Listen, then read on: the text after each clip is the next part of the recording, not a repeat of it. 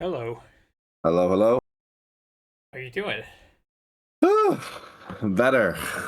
Better? On the other side of it. Let me get you pulled up here. So you've been, I think, really like busy and overworked the last few weeks. Is that right? And you had Yeah, COVID? something like that. Yeah, so was down at TwitchCon.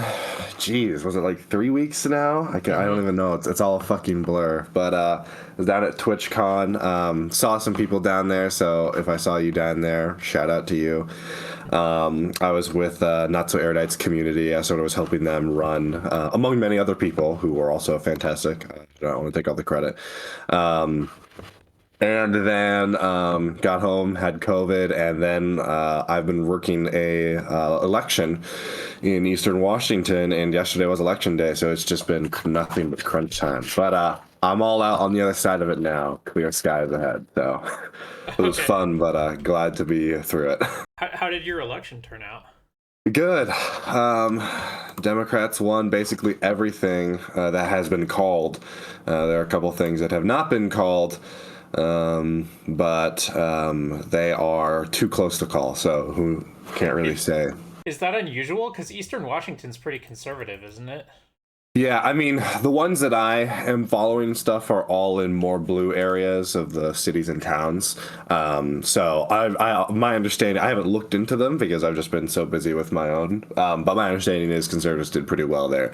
But in terms of, but that was always expected. In terms of the competitive races and sort of the towns and cities, those were very much sort of up in the air. And a lot, conservative groups spent more money in the Eastern Washington races than all the money spent by both sides in Seattle races this cycle. So Oh, it interesting. was, yeah. I guess because they're more competitive. Is that why? Yeah, yeah, it's more competitive, and they sort of see it as like the first line of defense. So we beat them. We beat them in basically every race that's been called, and a couple more that we're still waiting on, just because they're going to come down to a couple hundred ballots. So who knows? Okay, okay. Well, well done and good luck and whatever combination of those things. So anyway, good to be back. We've been gone for a few weeks, and now we got a debate today about whether or not schools should grade their students. And so we've been waiting to cover this for a few weeks. I thought that was like a really provocative question. That it sort of feels like people don't really tackle this very often, right? It seems like something that should be controversial but isn't.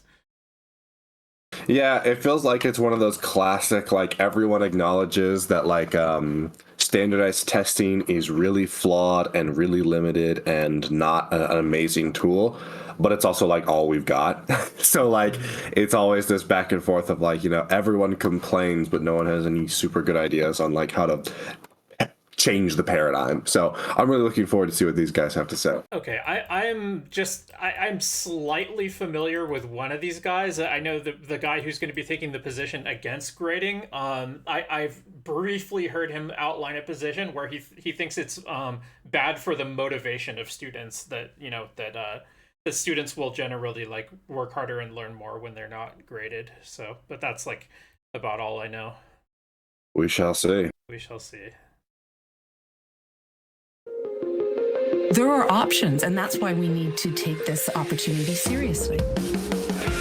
There's no way you can prevent global warming unless China is part of the solution. This is not normal male behavior. This is predatory behavior. We don't know how bad this bug is. We don't know what this bug does. All of that was Can we turn thrown it up, away like, in just those 8 slightly minutes and for me, 46 seconds, and that's the moment that I became an abolitionist. Extraordinary claims require extraordinary evidence. Welcome to the Monk Debates. Every episode, we provide you with a civil and substantive debate on the big issue of the day to arm you, the listener, with enough information to make up your own mind. Today's debate: be it resolved, schools that grade students are failing them. The global pandemic is changing how teachers teach, how students learn, and just recently how they'll be graded. Each district has been given flexibility on how to assign grades, but no one can get a fail. Instead of using an A through F grading scale, students would get grades like exceeding, developing, or emerging. The pandemic is illuminating for us how I'm emerging, Mom. practices are so I just need more time. and so unhelpful, and actually punishing That's how you students grade, like a for things caterpillar. outside their control. Hello, I'm your moderator, Magic the Rudyard Gathering Griffiths. mechanic. Well, it's back to school for millions of students this week after a school year of unprecedented disruption, with traditional grading systems and report cards being one of the main casualties. Some educators say the past 12 to 18 months of experimentation with downplaying letter grades and grade point averages has been a good thing, and it's key to reforming the educational system. Opponents of traditional grading point to research showing letter grades decrease students' learning by shifting their attention from deep cognition to instead trying to play and win at the marks game at school. Giving out grades reduces students' interest in knowledge for knowledge's sake. Rather than providing a fair and helpful snapshot of a student's progress, grading schemes end up accentuating inequality and bias in our education systems, especially towards minority groups. I want to think about adopting a grading system that is human-centered. I've got to understand how racism, classism, sexism, ableism show up in social systems, specifically the social system of school. Supporters of traditional grading respond that marking, especially when paired with individualized comments by teachers, provides a valuable feedback tool that's fundamental to creating a successful educational environment for students. Grades that are based on clearly defined learning goals address the problem of teacher bias and provide an honest answer to the key question on every learner's mind: how am I doing? Grades also reward effort, a key pillar of a fair and just educational system. There are ways to grade more equitably, more accurately, resistant to bias, and more motivational. On this installment of the Monk Debates, we challenge the essence of these arguments by debating the motion, be it resolved, schools that grade students are failing them. Arguing for the motion is Alfie Kohn, an educator, lecturer, and author of many books on parenting and education, including the renowned international bestseller, Punished by Rewards and The Schools Our Children Deserve. Arguing against the motion is Tom Guskey, a professor emeritus at the University of Kentucky's College of Education and an international expert on student assessment. He's also published many books, most recently Get, Set, Go, Creating Successful Grading and Reporting Systems, and What We Know About Grading, What Works, What Doesn't, and What's Next. Alfie, Tom, welcome to the Monk Debates. Thank you. Thank you. It's great to be with you. Very much looking forward to this conversation today. You know, many of the disruptions of the pandemic, surely one of the places in our society that has really seen incredible transformation over the last 18 months has been our schools and our school systems. They've grappled with this pandemic for better or worse, in creative and less creative ways. But the result of all this is, I think, a renewed focus on the part of parents, educators, the public in what are we doing in our schools? How are we delivering education to our children? Are our expectations aligned between those different groups, parents, teachers, students? And we have a great opportunity today, I think, to unpack all of this with you by engaging with an incredibly timely resolution. And it is the following: be it resolved, schools that grade students are failing them.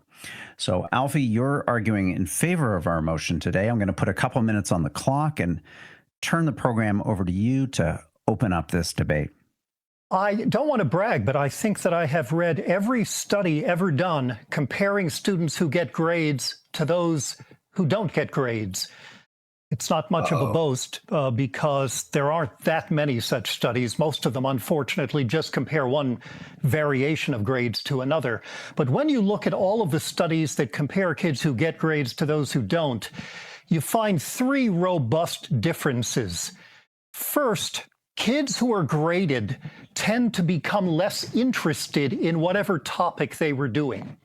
The specific topic as well as the whole area, such as math or writing, for example, compared to students who got the identical assignment but with no grades involved.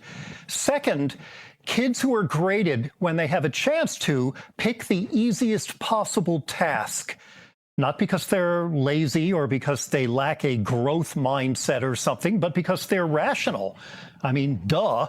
If the point is to get a high grade, of course you're going to pick the shortest book or the easiest assignment. That's simply rational, and it's because grades inherently lead students to avoid intellectual risk-taking. And third, according to the research, kids who are graded are likely to think in a more superficial or shallow fashion, more likely to ask questions like, do we have to know this? As opposed to more thoughtful questions about what evidence leads us to say that, and so on. Now, I want to be clear about this research. It's not a matter of what grade kids get. The problem isn't with giving kids grades that are too low.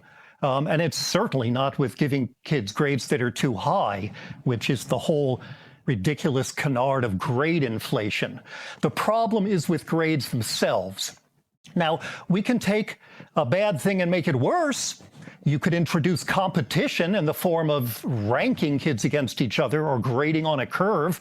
That adds more poison to the arrangement. It would be even worse to mindlessly average the scores that kids get or give them zeros or believe that failure is going to motivate them. And I think happily Tom Guskey and I agree that all of those things are bad.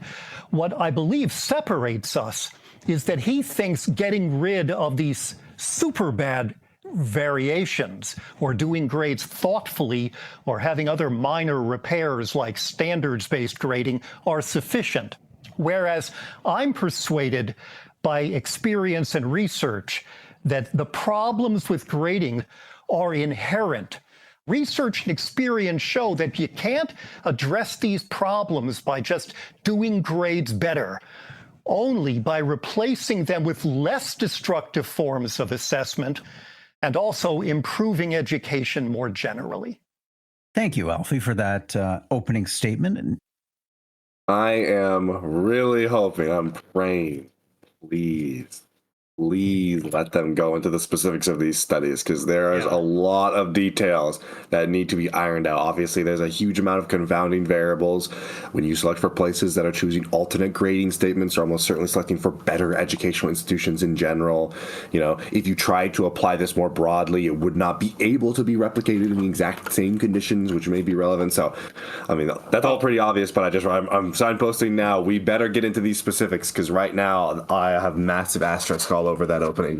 One thing I'm really wondering is if they're going to get into the difference between students who are raised the entire, go through their entire school career without being graded, but, versus students who go through their entire school career with being graded. Because I wonder if some of these studies might just be going to students who are accustomed to getting grades and then presenting them with an assignment in which they are or are not graded, and seeing how they respond to the change, and how they respond to the change might be different from how they would, have developed in the absence of ever being graded in the first place. Our debate today, be it resolved, schools that grade students are failing them. Tom, you're speaking against the resolution. Let's have your opening statement, please. I need to begin by saying I'm really honored to join in this discussion debate on grading issues with clearly one of the most articulate spokespersons for education reform, Mr. Alfie Kohn. His perspectives are always thoughtful and always driven by a commitment to do what is best for students at all levels of education. There are many of those perspectives with which I must say I wholeheartedly agree. But as you will soon discover in this podcast, there are some with which I don't. It is resolved in this podcast that schools that grade students are failing them. Now, it's certainly true that there are a number of really bad grading practices that we need to eliminate it. I'm gonna grab a drink of water. Just 5 seconds. I'll be right back. Yeah, no problem. Yeah, so while flow trace is away, I want to bring up a concept that that I think everybody should know about. It's called Goodhart's law. It's a Goodhart Goodhart's law, and this is a concept that has to do with proxy measurements. Basically, it's like if you're trying to use if there's something that you have trouble measuring directly, and then basically what you do is you start measuring things that are associated with it, and like, you know, this is as close as you can get to you know, to a direct measurement of the thing, and I think this is applicable to grading. Because, you know, there really isn't such a thing as like measurable scholastic aptitude, right? What you do instead is you give tests and you give homework, and you measure the performance of students on those things, and then you use that as a proxy for their scholastic aptitude, and then like this is basically how grading works. But what Goodhart's law says is that anytime you use a proxy measurement that becomes like an intentional target for people to try to attain, it starts to lose its value as a proxy measurement. So, you know, there are these famous stories about like so for example, there's a famous story about where they were trying to eradicate cobras from a city, and so they put a bounty on them, and then people were being rewarded for bringing in snake skins because it's like they you know, this would prove that you had killed a cobra, and this was thought to be like, you know, and this was going to be an effective way to eradicate cobras from this city in India. But what actually happened is that because there was a bounty on snakeskins, people started farming cobras and like raising them in order to get the snakeskins to collect the bounty. And so they ended up realizing that now you actually had more cobras in the city rather than less. And then when they took away the bounty, then everybody just released their cobras, and then they had a worse problem than what they had in the first place, right? So the idea is like you have to be very careful about what incentives you put in place, like when you're doing any of these kind of proxy measurements, and I think this is a similar point to what's being made about grading here, right? Because like if you give grades on something that isn't really exactly the thing that you're trying to measure with the grades, then what you end up with is a bunch of students and maybe even a bunch of teachers and parents that are trying to optimize for the thing that the grade is measuring rather than the thing that the grade is like ostensibly supposed to be measuring. And yeah, so this is like part of the problem with that people bring up with like standardized tests, for example. Yeah, I think the other thing when it comes to grading is, you know, when we talk about, well, we wanted to have, you know, educational standards that are sort of more holistic and case-by-case tuned than a standardized grading. I mean, we do have those things. They're called, you know, for example, thesis defenses is an example of one. You know, the bar is a standardized test, but it has a part where you sit down and you talk back and forth with the person. You know, depending upon how they're graded, essays are another example. The problem with all these is that they tend to be a lot more resource intensive. You know, like we can't have, you know, we couldn't have a thesis defense for every college assignment, let alone try to bring them into the high school classroom. So it's tough trying to sort of strike that balance of like practical, you know, practical from a resource point of view versus, you know, how much are we willing to compromise the educational process. Yeah, there's another issue here, which is that grades, because you know, they have like a numerical value, they just end up getting boiled down to a grade point average a lot of the time, right?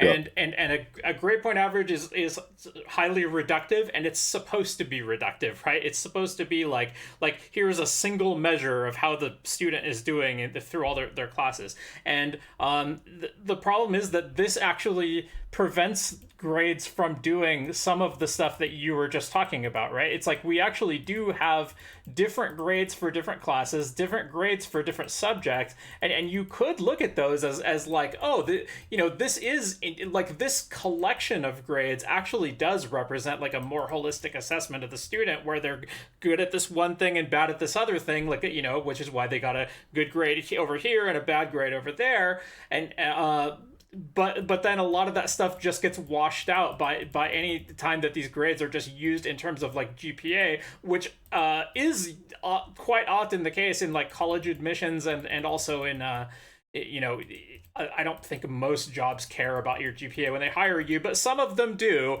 and the ones that do, it's like they probably aren't actually asking for your grades in all your individual classes because they care about a particular skill of yours. They probably are just, grabbing your GPA and using it as a proxy for like, oh, this person is some combination of hardworking and smart and dedicated and whatever, right? Yeah. And I've highlighted these in much of my work. Number one, and Alfie alluded to this already, we need to stop grading students according to norm-based criteria. That is, comparing students with their classmates. That tells us nothing about learning. It makes learning very competitive. Students have to compete against each other for the few scarce high grades that will be distributed. Destroys any sense of collaboration among students because helping a classmate is actually detrimental to your chances for success. And evidence indicates it actually destroys the relationship between teachers and students because as soon as the teacher begins helping one student, you're interfering with the competition and not providing that same assistance to another. We also need to stop grading students according to this bell-shaped curve distribution that arbitrarily limits the number of high grades. Those of you that have studied statistics know that a bell-shaped distribution describes the distribution of randomly occurring events when nothing intervenes. And teaching is an intervention. And I've argued that the degree to which these distributions of grades represent the normal curve represents the degree to which teaching has failed. We need to stop calculating class rank based on competitive, weighted GPAs that pit students against each other in senseless competition that harms more students than it benefits. We need to stop using factors related to students' behavior in determining grades in order to control students or ensure their compliance or punish those that don't comply. And of course, we need to stop using percentage grade systems that imply 101 discrete levels of achievement, 2/3 of which denote levels of failure. But eliminating bad grades doesn't mean eliminating grades themselves. Just like eliminating bad testing practices doesn't mean we need to eliminate testing, and nor does eliminating bad drivers mean we need to eliminate driving. We need to recognize that there are some advantages here.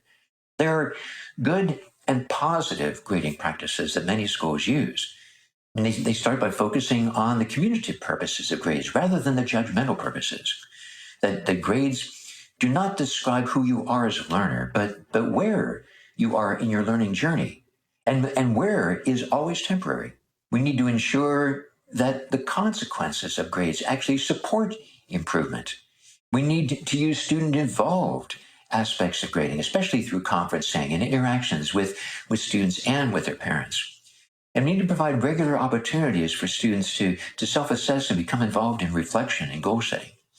And knowing where you are is essential to understanding what steps you need to take to improve.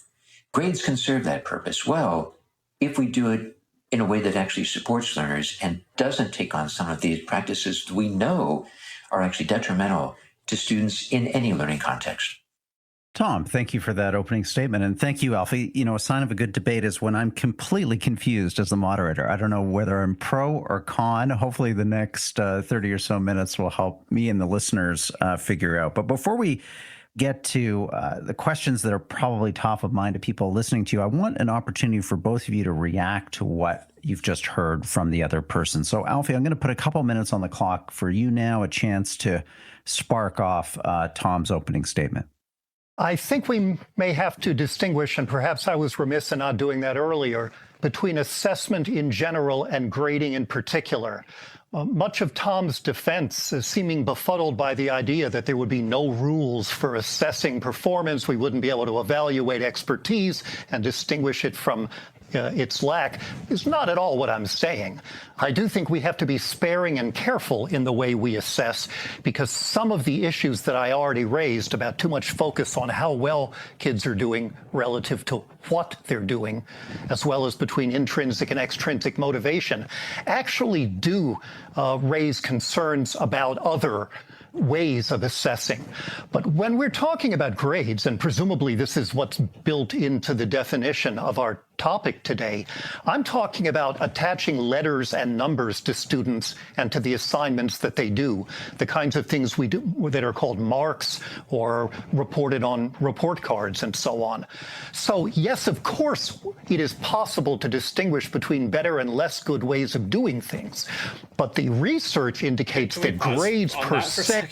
Yeah, you go first. Yeah, so this guy was saying earlier that that he thinks his opponent is gonna say like, oh, we just have to stop doing the bad kinds of grades, and but then he was saying what separates us is I don't think there's any good way to do it, but then it just seems like he's backpedaling super hard already. It's like he's just saying, well, when I say grades, I really just mean that putting a letter on it or whatever. And actually, I am fine with like giving describing better or worse performance of students. And it's like, but whatever way you do that, like it is some type of grade. And if you're really just opposed to like putting a letter on it, then it isn't actually true he's not really taking the position, it seems like, that he staked out at the beginning.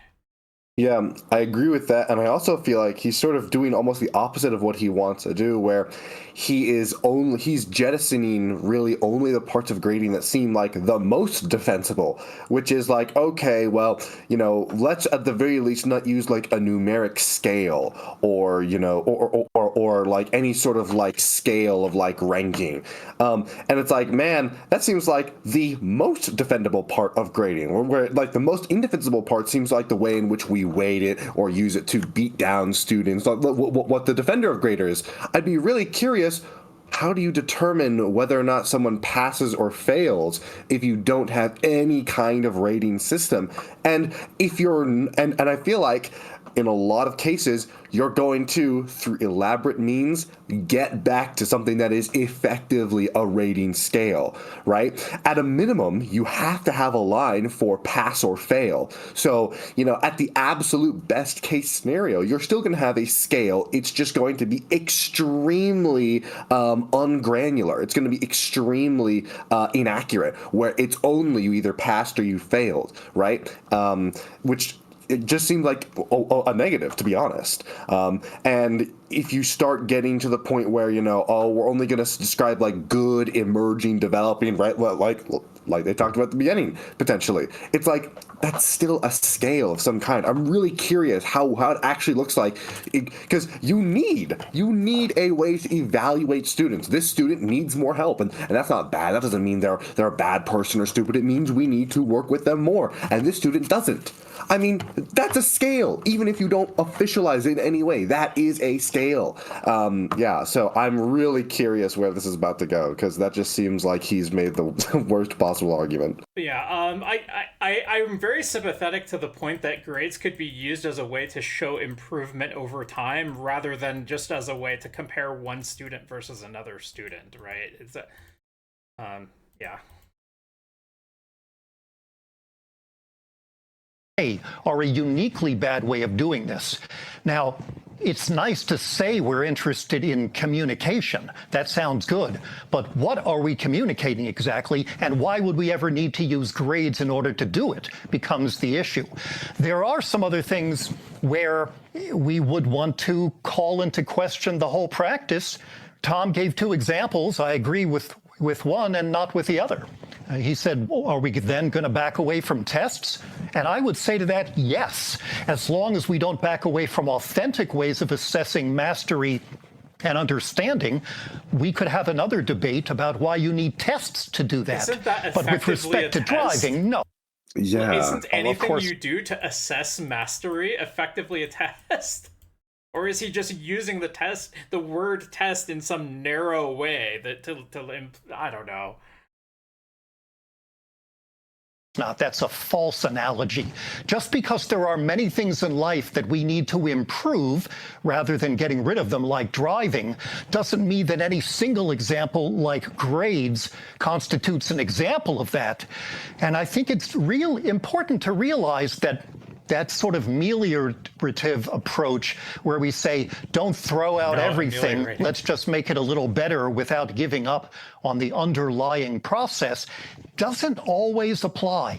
Some things are bad because of what they are, not just because of what they're doing. I think the research shows that's true of grades. So when Tom closes by saying grades can do these functions very well as long as we, et cetera, do it well and avoid the big risks, the burden would be on him to show that that's true. And as of now, I haven't heard a compelling reason why we need grades to assess or why grades are safe from exactly the kinds of inherent destructive features that I believe are there. Thank you, Alfie. Tom, your opportunity now to react to Alfie's opening statement or what you've just heard from him. I do think that there's an important distinction to be made here, but I would actually make the distinction between assessment and evaluation. I think assessment implies an understanding of where you are and where you are in a continuum of learning. That is an evaluation, though. Is that not what we mean when we say is evaluating a thing not coming to an understanding about it, and particularly in context? Yeah, well, this is the guy that's in favor of grading, though, so. Degree of learning is taking place and what you have done well, what you need to do to improve. Evaluation typically involves some idea of assessing a value or assigning worth to that. And I think that's a distinction we need to keep clear. The assessment and hopefully the grading process does relate directly together, where the notion of value or worth in that is something that we need to be able to think about and consider in different ways. Also, I think I would disagree that we don't assign grades to students. We assign grades to performance. And the idea that performance is always temporary, that just as a grade should always be temporary, it should never be, a student should not see themselves as this grade, but their performance at this level. And knowing where you are is sort of the essential first step in understanding what you need to do to improve. If I don't know where I am, I'm sort of lost in the wilderness. But if I have a clear understanding of where I am in this sort of progression of learning, and then I have a better idea of what I need to do to get better and how I can make those improvements. And that's where the value and worth comes in. It's in the improvement and being able to move in a direction that's going to be purposeful and intentional and be able to be recognized by myself as a learner that things are getting better and my understanding is deeper. It's going on a different level. Thank you, Tom. Thank you both for engaging with each other with civility and substance. Much appreciated. Now, let me join the conversation and try to think through some questions that are top of mind to our listeners tuning into this debate. And Alfie, to come to you first, I think a lot of parents, taxpayers, if I want to use that word loaded as it is, look at grades as an accountability mechanism. This is a way for us to understand outside of the system, outside of the classroom, how maybe not only our particular student is doing, but how the students in our state or province are doing, or how our country is doing versus another country. And that we need grading as a way of ensuring that our educational systems are delivering on the bigger social priorities that we have mandated them to achieve, hopefully, success around. And in the absence of grades, there's an absence of an accountability, and it becomes a free-for-all. What is your reply to that argument about the importance of grades in terms of the accountability of our educational systems? I've heard that argument made normally in the context of trying to justify standardized testing.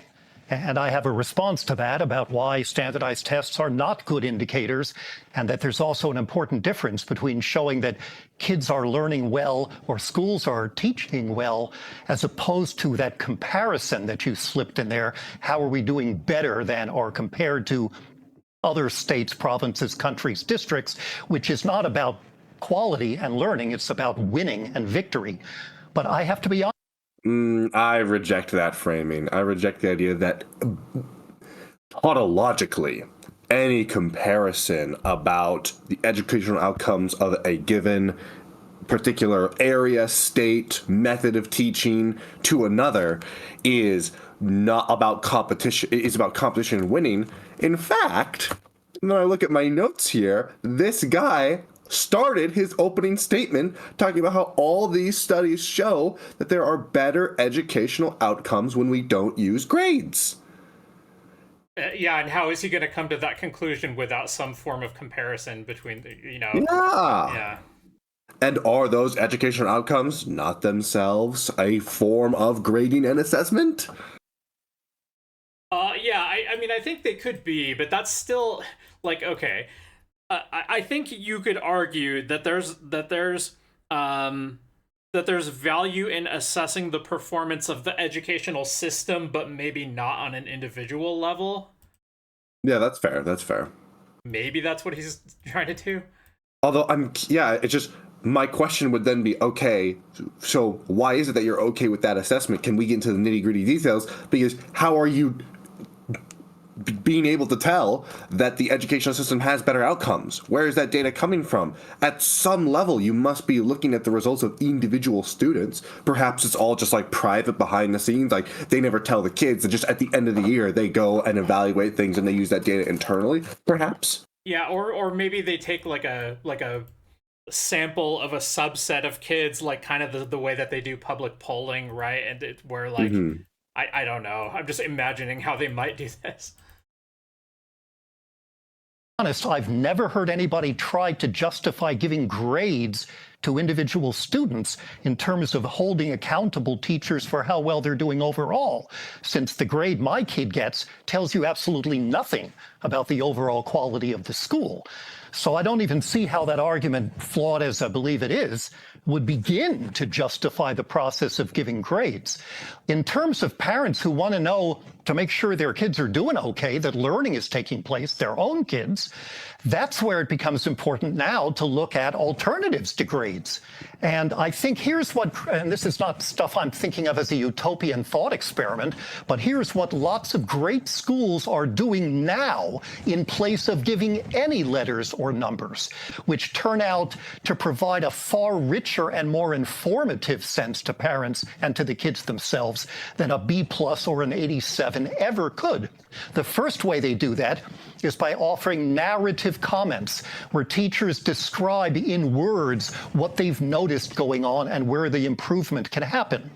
The second way that's even better is conferences or conversations with kids, with parents, with kids and parents, or best of all. Okay, I am sorry. I reject this dichotomy. A good education should be including conversations back and forth with your students, regardless of how you grade. Every form of education should include some amount, and the more the better, of talking with your students and describing, hey, you're getting mixed up in this part, you're great on this part, but you're having trouble with this part, and having a back and forth about that. What is tripping you up in regards to this? Like, that should just like almost always be the case, and it's something that many just my experience, I had grades and I also had these, right? I had like comments written like B+ and then like a comment written down. So like, I agree those things are good, but I'm really skeptical when you're saying we should be doing that instead of grading. Like, I'm really skeptical because I almost wonder if you're selecting then for educational experiences that always had that in-depth back and forth feedback versus those that don't always have that. Because I would absolutely say every educational process, grade or no, should have that. But one group, by its very definition, has that, and the other group is going to include schools where they give grades and give those comments, but it's also going to include schools where they give grades and don't give those comments. Yeah, so I think what he's probably saying is that if you have those type of comments, then those are already doing the job that grades are supposed to do, and therefore grading is redundant. So I don't know if I believe that, but I think that's what he's saying. Okay, I can see that being at least a stronger argument than what I'm perceiving right now. With kids and parents where the kid is in charge of the session, of revealing that, possibly by showing examples of the assignments in a portfolio to indicate this process. The reason I believe the latter conferences is superior to narratives is because a conference can, in theory, be a dialogue, whereas a narrative is still a monologue, even though it's way better than reducing the kid to a letter or number. So when those things are done and parents have a chance to experience being walked through exactly what's going on, the parent realizes, now I have more information with fewer disadvantages than when I merely got a report card that had a letter or a number on it.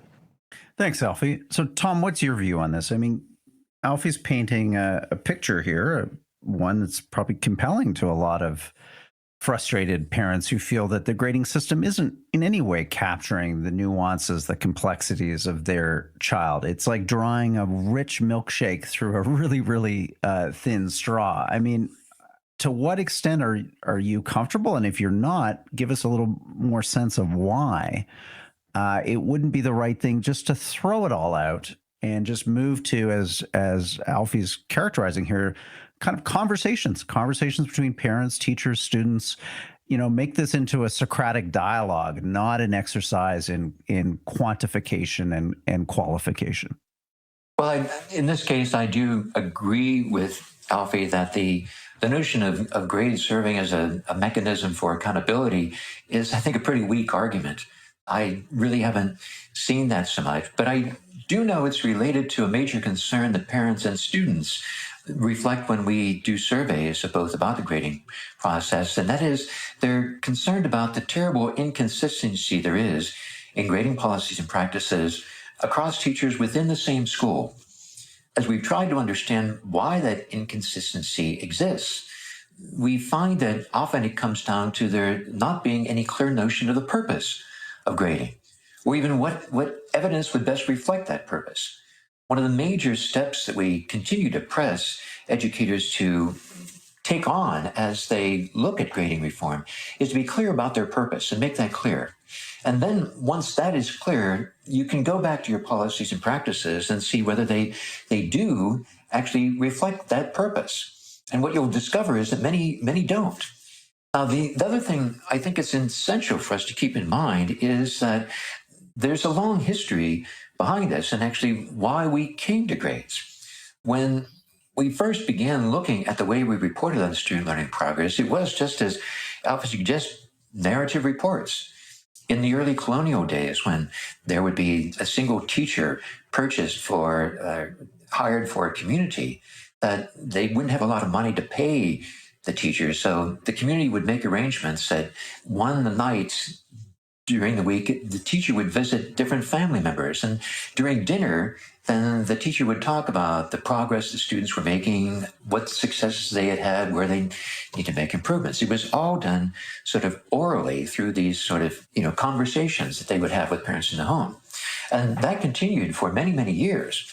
And it wasn't until the sort of middle 1800s where we started passing in our country the mandatory school attendance policies, that we had more and more students finishing the elementary grades, moving on to high school. High schools increased rapidly during the country at that time. And then the challenges of doing that became real. We started with doing narrative reports, but then that became very difficult for teachers as well. It was the practical constraints that made those things hard. I mean, I know my very first experience in education was to serve as a middle school teacher. In the middle school where I taught, I had 5 different classes of different students, each with over 30 students. So that would mean I had basically more than 150 students per day. If I had just a 5-minute conversation with each of those students, that would be 12 and a half hours of class time. If I reduce that to just 2 minutes of conversations with maybe a minute of transition, that's 7.5 hours of time. If you divide that across my 5 classes, that would mean taking an hour and a half per week in order to have those conversations. That doesn't include the time that a teacher I would have to spend reviewing students' work, preparing for those conversations, and helping students in preparing for those conversations as well. We came to grades because of the necessity of finding the best of a very difficult situation. How can we communicate effectively and efficiently how well students are doing in schools and make it a practical experience for the teachers? So, granted, grades are not ideal, and grades by themselves are not very helpful. A grade on the top of a paper gives a kid no idea of what they've done well or how they can improve. They always have to be supplemented with other kinds of information, provide that kind of guidance direction to students and then to those that are wanting to help the students. But the grade itself, knowing your position or where your strengths and weaknesses are, can really be an advantage in making those changes and moving in that positive direction. Thank you, Tom. So, Alfie, I mean, this is an interesting point. I love it when people bring in a historical perspective because it often gives us some illumination as to why we've reached certain decisions or choices today that may or may not seem logical.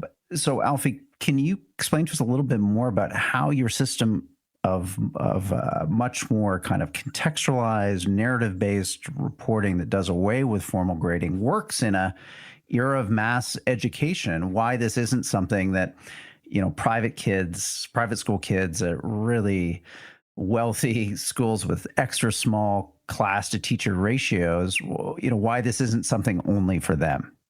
Well, first, as a matter of fact, many rich private schools, most of them, in fact, continue to give letter and number grades, despite the fact that they have the opportunity, which kind of blows out of the water the idea that this is just a matter of convenience or necessity, given the number of kids each teacher has. Conversely, there are public schools that I want to just hear that one more time. Manage to make this work right now, despite the fact that they have the opportunity to continue. As a matter of fact, why this isn't something only for them. Well, first, as a matter of fact, many rich private schools, most of them, in fact, continue to give letter and number grades, despite the fact that they have the opportunity, which kind of blows out of the water the idea that this is just a matter of convenience or necessity. That's such a bad argument. Why would you say that? The idea that a necessary part of the reason why grades are used is because they are far more efficient and less time consuming than the alternative. That is disproven because some schools with abundant resources still choose to use them. No, it doesn't. No, it doesn't. And notice, hold on, let me just rewind. He slipped something in there. He slipped something in there. Blows out of the water the idea that this is just a matter of convenience. That it's just a matter of convenience. It's not. No one ever said it is just a matter of convenience. Yeah, I mean, I feel like that would have worked as a counter argument if the other guy had said we need to have grades because only with this level of efficiency are we going to be able to properly communicate, whatever assessments we have of our students. And then he could say like, oh, but look, there are schools that do it without this. But that isn't really what the other guy said. It's kind of like close though. Yeah, that's a very, very flawed argument in my opinion. Necessity given the number of kids each teacher has. Conversely, there are public schools that manage to make this work right now. Now there are public schools that manage to make this work. Come on. I didn't get vaccinated and nothing bad happened to me. Well, then I guess vaccinations don't do anything. You need a better evaluation as to whether or not they are succeeding in spite of that, or if they truly are just succeeding and there is nothing going on there. Like, you have to actually look at it. It's not enough to just say there are schools that don't use grades and they're fine. So there must not be any contention of grades are more efficient for time. Yeah, so I don't. The conclusion I would draw from that is not anything to do with like are grades better or worse in terms of time efficiency. It's more like they are not a necessity due to time efficiency, though. I mean, not a necessity in some places, sure, but like, Yeah. man, there are some massive disparities in terms of like the resources that certain school districts have. So, like, if it turns out that like these are all like, the rich, suburban high schools whose, parents are around and very well funded, then yeah, absolutely, let's go for it. Or But like, I wonder if he's going to get into like if it the way that it works differently in different parts of the world, right? Because I know okay, yeah, different countries perhaps. grade their students differently. May be the case that Tom is right in what originally pushed people away from a more thoughtful, holistic, qualitative approach to providing assessment for students was they have too many damn kids.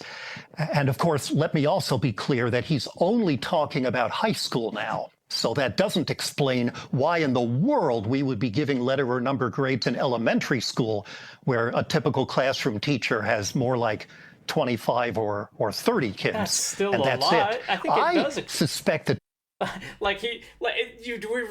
we really going to say that like a high school class on average is that much bigger than an elementary school class? Because I don't think that's true.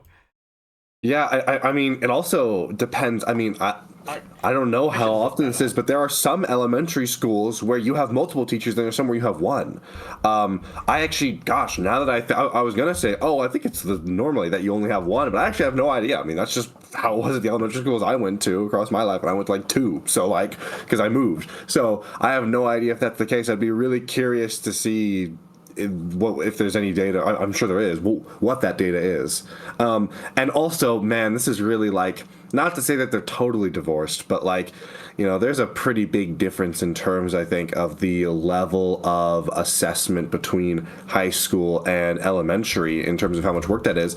And again, man, just because some people absolutely have the resources to not use letter grading and could do a more resource intensive grading, just because they don't choose to do that does not mean that there's actually no additional resource consideration to using these more involved grading processes. They might just think grading is better, and they could totally be wrong about that, but that's not enough to dissuade the argument. If someone's like, oh man, I really am living on a budget, so I am going to order fast food because it's cheaper, that does not suddenly mean that, oh, well, if this person thinks fast food is cheaper and that's what they're doing, then no one out there can claim. Like, that person might just be wrong. That person might just say, you know what, I'm going to do fast food because it's not that much more expensive, and I really enjoy fast food more than cooking at home. Like, there's lots of different reasons that people could be opting for this in spite of the fact that it is, that they have the resource to do something more extravagant. Okay. Or extravagant's the wrong word, but yeah. So I just try to, fact check this thing about like the elementary school class sizes versus the high school class sizes, and there is a difference. The elementary school classes have on average about 3 students more than high schools have. So it's actually the opposite of what this guy was saying. My question would be, is it the case that my question would be, is it the case that in elementary schools teachers have more classes, right? Because like in high school, a teacher is going to have like 5-6 classes depending on how many periods there are. I actually have no idea how many elementary schools have that. That's like a pretty fair point, where in an elementary school, like I think you usually just have the same teacher all day, and so yeah, right. I guess the same teacher has to grade you on different subjects. Maybe, yeah, I'm not sure. That's how it was when I was there. Sorry. Yeah, I don't know. I actually have no idea, because I know there are some elementary schools where you have different teachers, but I don't know, like, is that normal? Is that actually most elementary schools? And even then, is it the same number of classes, like 6-7 classes, depending upon like how long the school day is at a high school?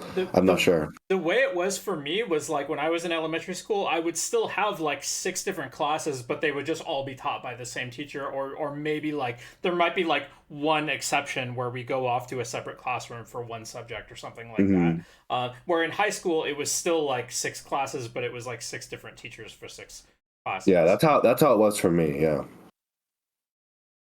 something else is involved here too, which is an over-reliance on quantification, a belief that it is more scientific and objective somehow to reduce things to numbers, even though that's ultimately not true, because I can give a kid an 87.6349%, and it's ultimately still based on subjective decisions I've made as a teacher, both about what to teach, how much of it to teach, what to assess on, what counts, what matters, and so on. Why do people do this? Why do people take the absolutely true and correct argument that, you know what? Nothing is truly objective. We still are making subjective decisions about everything you said, about what to grade, what to weight, what to teach, how to teach, absolutely. And then say, which means that everything is equally unobjective. No, it's not. No, it's not. Great example, credit scores. Credit scores, not the best. Not the best. But it's important to remember that before credit scores, you know how it worked? You went to the bank, banker gave you a look up and down. Yeah, I don't know about that. I don't think I'm going to give you a loan today. Like, sometimes we need to be able to acknowledge that there are improvements in a system, and the system is still very flawed. What he's saying now feels like a counter argument to something that the other guy isn't saying. Also, yeah. Right? Sorry, you finish your thing. Yeah. Because it seems like he's just seems to be implying that there's a common misconception that any kind of like numerical rating system is therefore like reducing subjectivity in the process, which isn't necessarily the case, and he's right. And by the way, anybody with a science education is not going to think that 86.234% is any more scientific, right? But I don't think it's really like addressing the point that substantively, except that perhaps it is addressing like a misconception that's out there. Yeah, like I'm sure there's some people out there who are like, oh yeah, number grading is like an objective moral truth from God. Like, sure, you know what? You just destroyed those people. Those people just got their argument is in ruins. Well, but like for the rest of us, like, come on, man. I don't think people would like explicitly like endorse that proposition, but I think there's kind of like a feels thing about it, right? Where like if people just see something represented numerically, then it's like maybe they just like associate that with science and objectivity, like without even putting too much thought into it. Ultimately, it's a kind of illusion. You know, there's a professor at Rice University named Linda McNeil who said measurable outcomes may be the least significant results of learning. But if you're trained in psychometrics, which is all about numbers, you come to think that numbers are going to be the solution and you just have to have better or more accurate numbers. Whereas in fact, the process of reducing things to quantitative terms may always end up distorting what it is you're measuring, at least when you're talking about ideas like understanding and so on. But take a step back and consider the impact of what Tom is telling us here. Remember, the research finds that giving grades undermines kids' excitement about learning. Every study I have ever seen with elementary school... We're not going to get into the studies, by the way. We're not going to get into the details and the specifics. University that compares kids who get grades with kids who do the exact same assignment with no grades finds a diminution in excitement, enthusiasm. It's also really worrying that this guy isn't even preempting any of those concerns. And these studies adjust for the level of funding for the school or the wealth and affluence of the families of the child. Like, at least if he was presenting those, I could be like, okay, let's hear him out here. Enthusiasm, curiosity about what they're learning, and a reduction in preference for challenging tasks and depth of thinking. So here we have all this powerful research showing the damage that all kinds of grades do. And the answer to that is, yeah, but we need them because it takes too much time given how many kids a high school teacher has. Some high school teachers manage to do this. And in an article I wrote called The Case Against Grades a few years ago, in which I interviewed a number of high school teachers who have completely stopped grading in public schools, I explain what they told me, how they managed to do it. But even if that does provide a problem for them, the answer is to rethink the organization of schools that assigns too many kids to a teacher, not to shrug our shoulders and say, well, that's the way things are. Let's now destroy their excitement about learning by giving them grades because it's easier. Hi, Rudyard Griffiths here, your host and moderator. I have a favor to ask you. Please consider becoming a Monk member. Membership is free and you get access to a series of great benefits, including a 10-plus year library of some of our best debates, dialogues, and podcasts. You also get a free monthly newsletter featuring the debates that we're watching around the world, and you get a specially curated Friday weekly Monk members only podcast that focuses on the big international events and trends shaping our world. All of that, again, free at www.monkdebates.com. I hope you'll consider joining and becoming part of our community. Now, back to our program.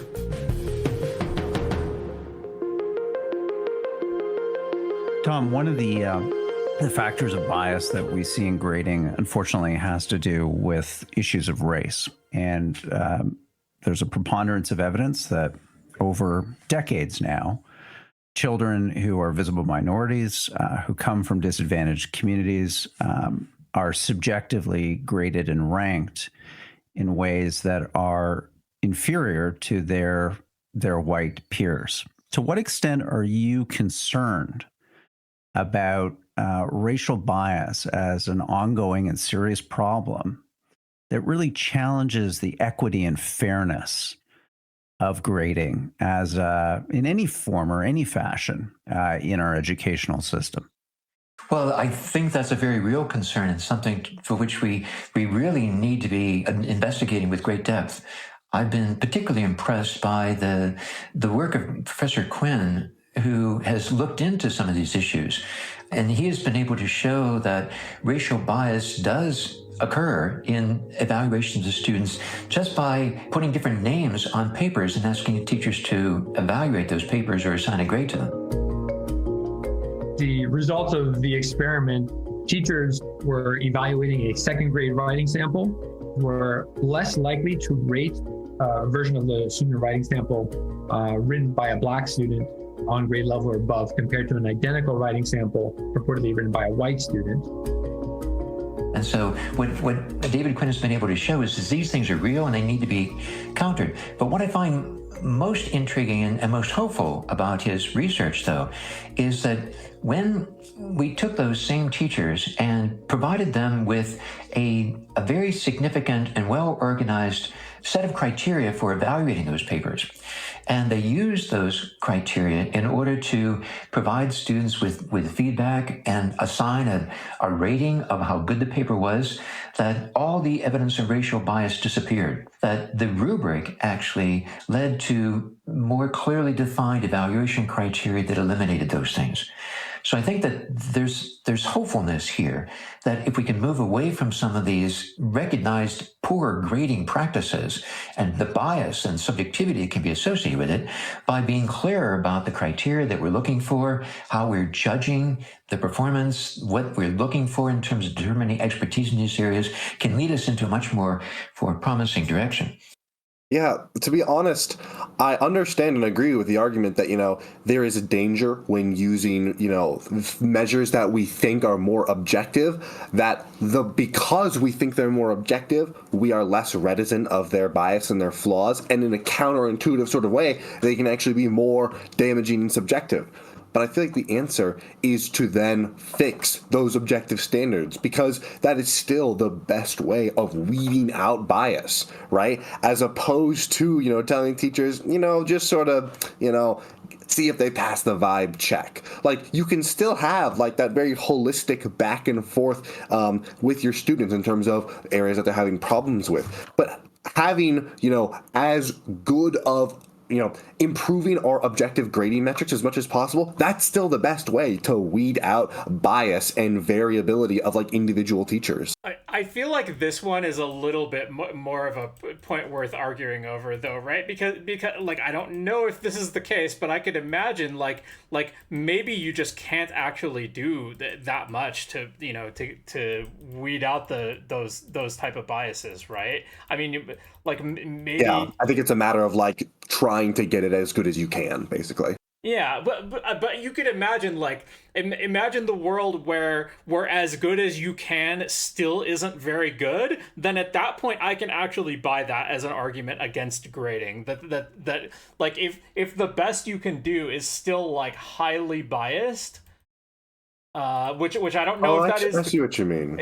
I don't know if that is the case, but if it is, then it would just mean that like what these grades are functionally doing is just like expressing like they're really an expression of bias more than they are an assessment of the student's performance. I could definitely see a hypothetical world where that would be true, and I'd agree with it. But yeah, like you said, I'm not sure if we are in that world. I suspect not. I suspect that there are significant improvements that have been made and can be made in the future. But yeah. Well, I mean, this seems like exactly the kind of question that ought to be researched for something like that, right? And yeah, I wish they would get more into the research, like you said at the beginning, and maybe they still will, but probably not.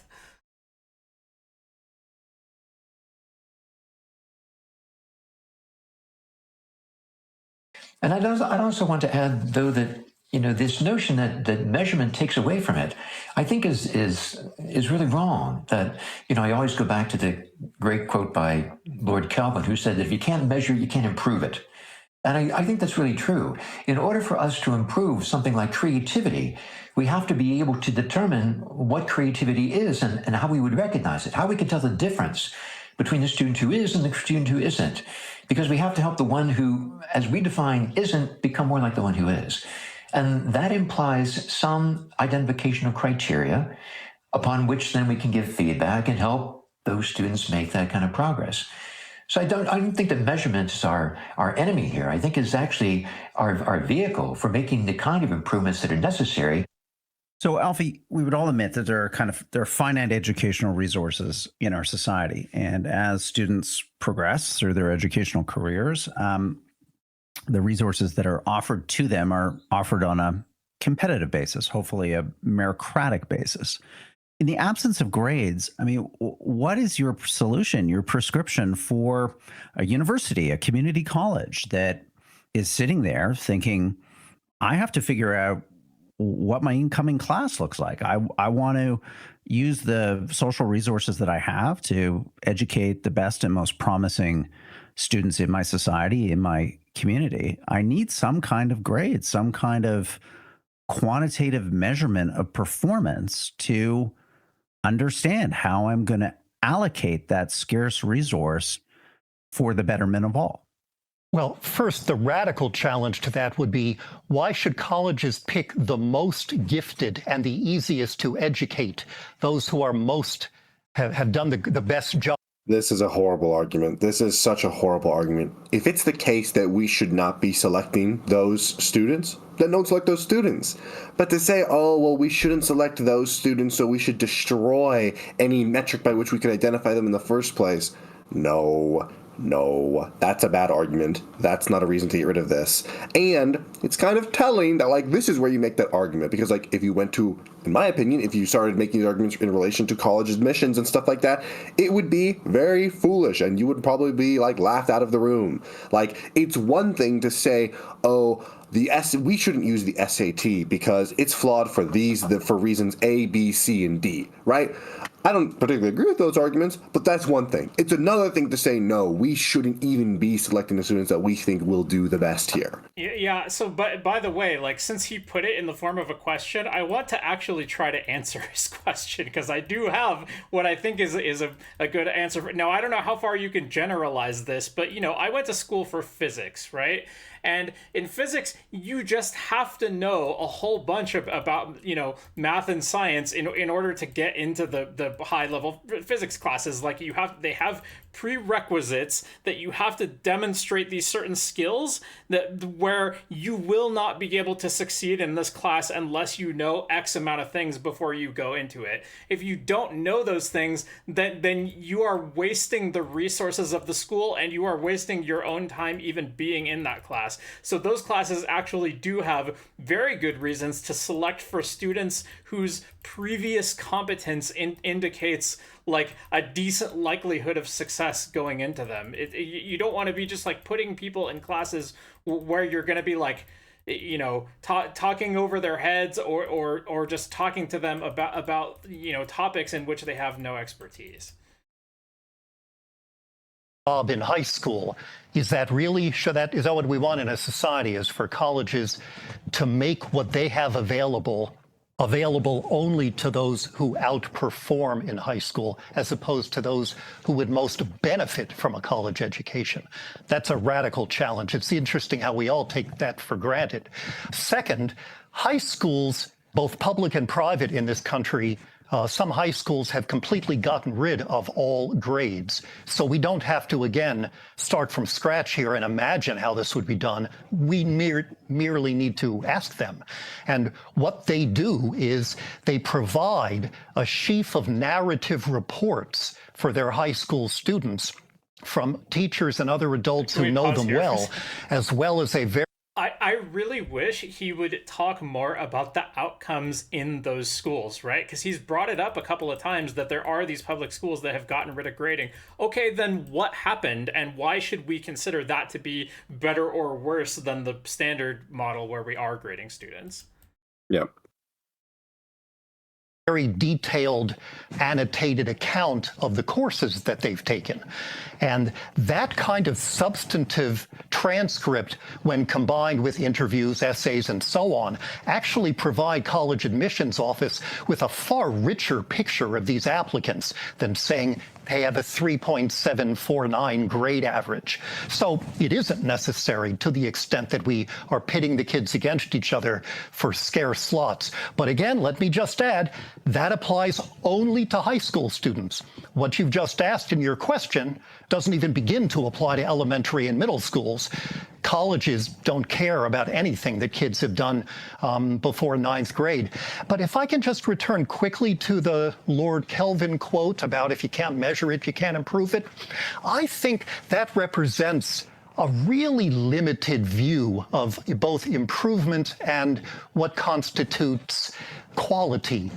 The idea of conflating that with quantity is clear that that's happening again now, as I argued at the beginning of our discussion. Tom said we have to be able to recognize quality, know how to improve, identify the criteria. I agree with all that, but he did a little switcheroo there in suggesting that those things require reducing things to numbers. And that's exactly what I want to call into question, as have many other thinkers. It is possible to assess the quality of what students have done and to report out their quality in qualitative terms without doing what the research shows turns out to be triply detrimental by offering letters and numbers that are necessarily evaluative in the worst sense of that word. And, you know, really wish he would get into what he means by evaluative, and specifically in the worst sense of that word. Oh, he said at the beginning, he was using the worst sense of the word. He means to assign a value, like a numerical value. Yeah, I guess, yeah. Man, the other thing is, I'm just thinking about that's the sort of statement you made in regards to when you went to school for physics. It's so true. You are actually going to be hurting students if you are mismatching students, right? Like, people talk all the time about how, yeah, man, isn't it kind of a fool's errand to, you know, have these kids who are 18 decide what they want to go to school for, make this huge decision? Like, they don't know yet. They don't know. And it's like, yeah, that's why we shouldn't get rid of like what metrics we do have to try and match students to schools that are going to work for them and get them to the places they want to be. Yeah, that just really seems so disastrous to me. One of the reasons I think, I'm not sure about the history here, but I think that another reason that we moved from this very effective narrative reporting some years ago to letter and number, especially numerical grades, is because of the very thing that Tom and I agree is destructive, which is competition, where you create this artificial scarcity of understanding and pit kids against each other. So even though he doesn't like that and thinks we can somehow re-engineer this to minimize or even eliminate, it really rubs me the wrong way that he's saying we create this artificial scarcity of understanding. Now, okay, I can imagine like maybe there are some circumstances where what he's saying is true. Like if you're grading an elementary school class on a curve, I can see why you would call that artificial scarcity. But there's real world scarcity of like how many people can you get into a college, right? We only have so much money, so many resources, so many professors, so many slots in classes that like, you know, unfortunately, we can't just send everyone who wants to go to a college to the college of their choice, right? So the scarcity is not entirely artificial. Eliminate the competition.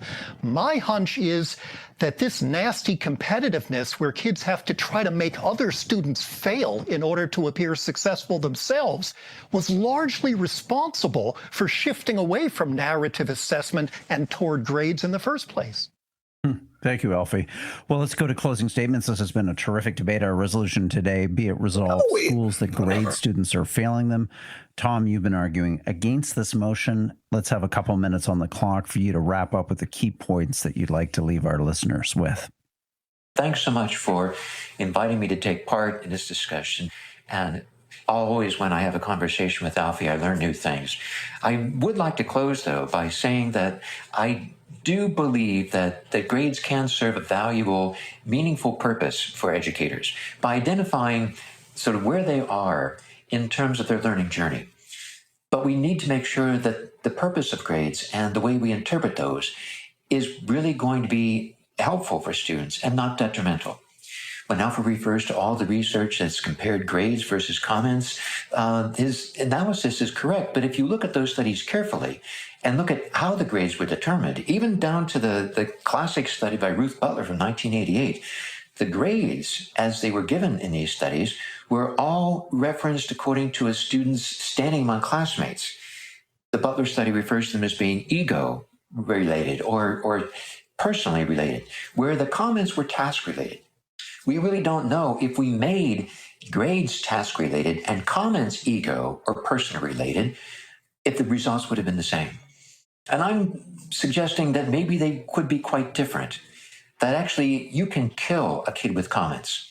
Even the studies we've done where we've asked students what they remember about their experiences, and often what they say was one of the most detrimental experiences they had, especially in elementary grades, was not what a teacher did to them on a report card, but what a teacher said to them in class as part of those comments. So we need to make sure we deal with quality issues in both of these areas and then use grades for their purpose. Recognize that there's shortcomings.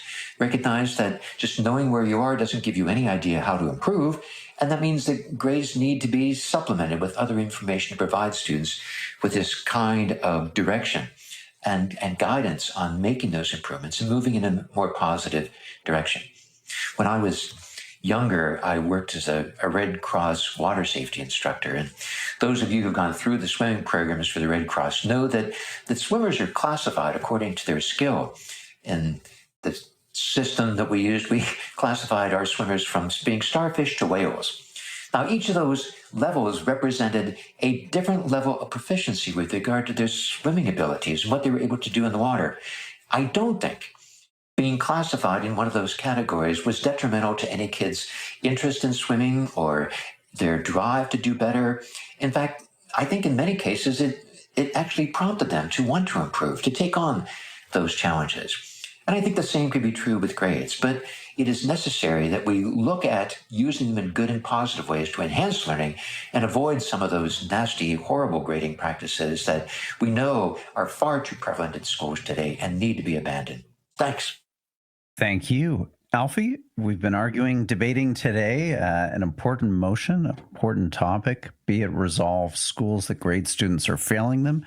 You've been arguing in favor of the motion. As per debate convention, we're going to give you the last word. So take us away with your closing statement.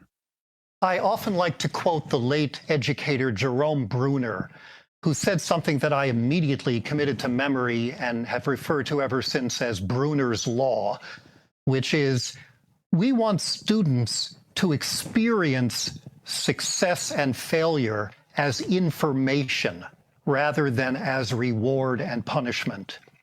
I think that Tom would agree with me that that makes sense. We want kids to experience times when they flub things, when they struggle, and other times when they succeed as feedback in the truest sense of the word, which is not evaluative. Feedback by definition means just information.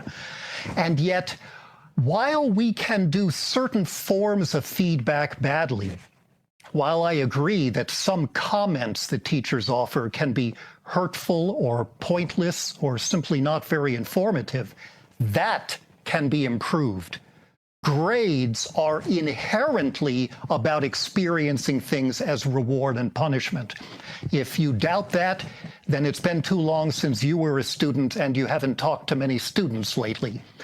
When students get what they consider a high numerical grade or an A, that is a reward. It's equivalent to a sticker, a gold star, a pat on the head, a good job, which a huge range of research indicates undermines kids' interest in whatever they had to do to get that reward. And conversely, when they get what they consider to be an unacceptably low grade, that is a punishment. So I'm concerned about what the research is telling us. The particular Ruth Butler study that Tom mentions was indeed about grading conceived competitively, but most of the research that I was alluding to does not construe grades that way. So we already know from the data, and I cite the original studies in many of my articles and books if people are interested in reading them, that grades, even without competition involved, have the three effects that I mentioned at the beginning. They make kids less excited about what they're learning. They lead them quite logically to try to avoid unnecessary risks, so they'll get a higher grade, which is the point, unfortunately.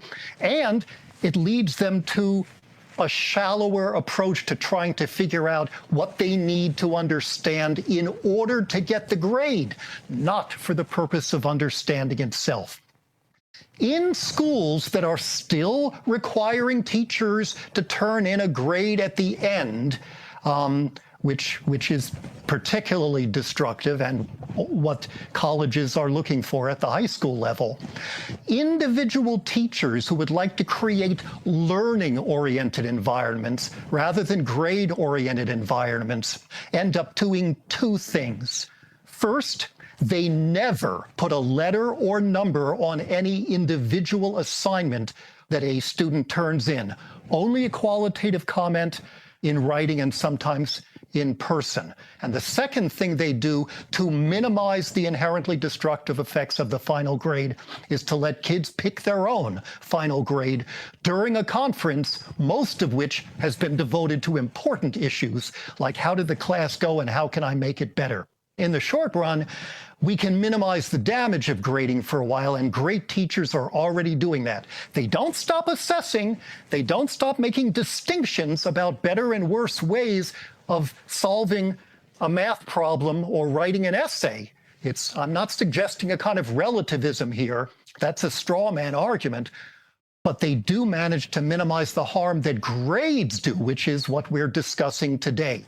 And in the long run, those teachers and parents are also working to abolish the grades that are given at the end to join those schools that are already successfully moving past numbers and letters in order to do richer, more authentic assessment and to be mostly about learning.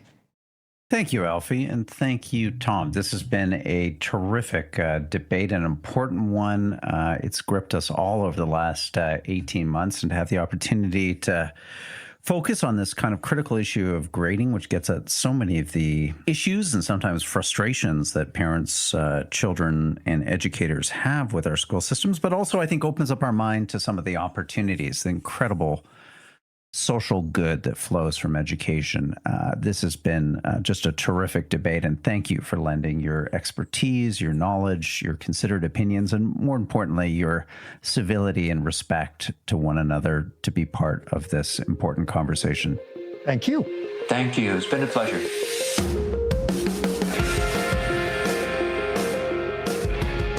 Well, that wraps up today's debate. I want to thank our participants, Alfie Kohn and Tom Guskey. They certainly gave us a lot to think about. If you have feedback or reflections on what you've just heard, please send the Monk Debates an email. We'd love to hear from you. Our email address is podcast@munkdebates.com. That's MUNK, debates with an S.com. Also, a reminder that our free members-only podcast is yours to listen to anytime as a perk of our complimentary basic membership at the Monk Debates. You can access your free membership at www.munkdebates.com/membership. To listen to more debates on everything from climate change to religion to geopolitics to the future of human progress, visit our website, www.munkdebates.com.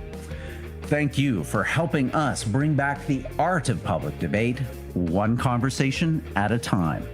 I'm your host and moderator, Rudyard Griffiths. The Monk Debates are produced by Antica Productions and supported by the Monk Foundation. Rudyard Griffiths and Christina Campbell are the producers. Api Raheja is the associate producer. The Monk Debate podcast is mixed by Kieran Lynch. The president of Antica Productions is Stuart Cox. Be sure to download and subscribe wherever you get your podcasts. And if you like us, feel free to give us a 5-star rating. Thank you again for listening.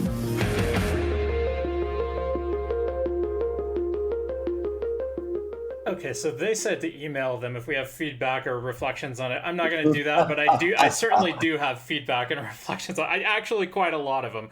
So the first thing I want to point out before I forget it was, the one guy was talking about the different ranks that they would give kids in the swimming classes. And that kind of reminded me of like what they do in like martial arts classes where they would give out different belts or something to recognize different levels of competence. And I think this is like, it's not grading the way that we normally conceive of it, but it's performing a lot of the same function, right? It's like, I think there is a way that you have to designate different levels of competence, and I don't know if it's actually possible to do that without it being experienced as some kind of reward or punishment.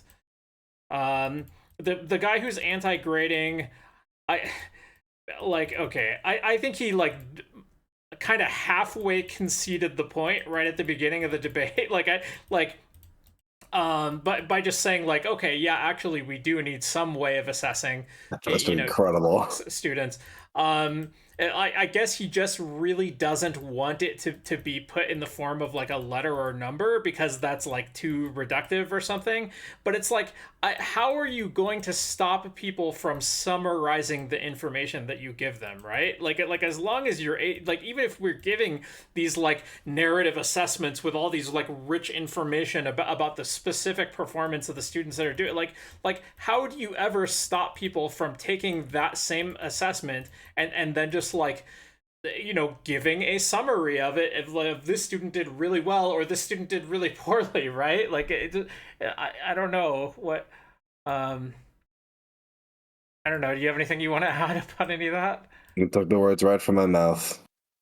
And we never got into the studies. I know. I really wish they would have, because I'm actually pretty sympathetic to that point that grading might have kind of the opposite effect psychologically that it's intended to have. And I say this just because anecdotally I did kind of experience it that way when I was growing up. I was a very I don't know, like anti-authority kid that was just like very disobedient, right? And like in a way, it felt to me like it felt bad to get good grades because it felt like I was complying with people whose authority I didn't respect, and then it felt like good to get bad grades because I sort of it felt like I don't know, like it was some like a middle finger to the people who were trying to you know push me to behave a certain way, and like yeah, so I would have really liked to you know to learn more about those studies. I mean, I suppose we still can, like we can just go you know read about the stuff he was saying, and I'm willing to believe that grading may have some the destructive effects that he's saying.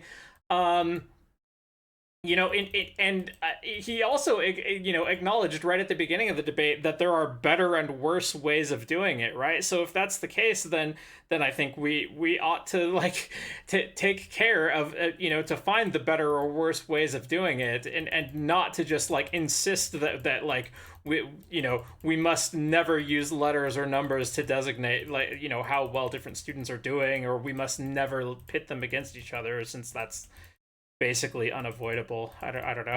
Like, yeah. Okay, that's probably the end of my rant for today. If you want to like shout yourself out or anything before we're done. Twitter.com/bullettrace, twitch.tv/bullettrace. See you guys around. Yeah, thank you very much. See you next time. Yeah.